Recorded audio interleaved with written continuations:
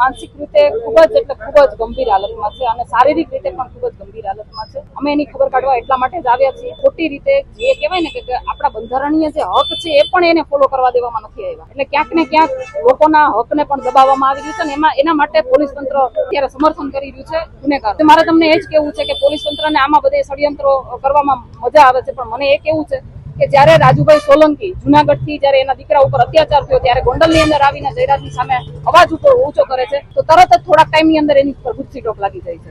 જેવી રીતે કહેવાય ને કે નિખિલભાઈ ડોંગા એની ઉપર એની સામે બંધ પોકારે છે, એના થોડાક સમયની અંદર જ એની ઉપર ગુસ્સી ટોક લાગી જાય છે. દિનેશભાઈ પાતર એની આ લુખા તત્વોની સામે લડવા ઉભા થાય છે તો એના જેલ યોગ ચાલુ થઈ. એવી જ રીતે પિયુષભાઈ રાદડિયાના પણ એના ગામમાં રહીને એનો સામનો કરે છે, એ અન્યાયનો સામનો કરે છે અને અમારું સમર્થન કરવા આવે છે ત્યારે એની ઉપર પણ જેલ યોગ ચાલુ થઈ જાય છે અને એની હાલત એવી છે કે એ અત્યારે હોસ્પિટલના ખાટલે પડ્યા છે. બરાબર, તો એમાં પોલીસને ક્યાંય ષડયંત્ર નથી લાગતું. શું કામ? કારણ કે પોલીસ પોતે ષડયંત્રમાં સામેલ થઈ રહી અને ચોક્કસપણે લાગી રહ્યું છે. કારણ કે જે રીતે એમના બંધારણીય હક છીનવી લેવામાં આવ્યા છે, નથી એને નોટિસ આપવામાં આવી, જયારે એની ખરાબ કન્ડિશન હતી ત્યારે નથી એને હોસ્પિટલમાં લઈ જવામાં આવ્યા, નથી એને પરિવાર સાથે વાતચીત કરવા દેવામાં આવ્યા અને પૂછપરછના બાને જયારે પોલીસ તંત્ર એને બોલાવે છે તરત ને તરત ત્યાં એને બેસાડી દે છે. મારે એ કેવું છે કે આટલી બધી ઘટનાઓ આટલા બધા ટાઈમથી ચાલતી આવતી હોય તો એક જ દિવસે 4 FIR કેવી રીતે થાય?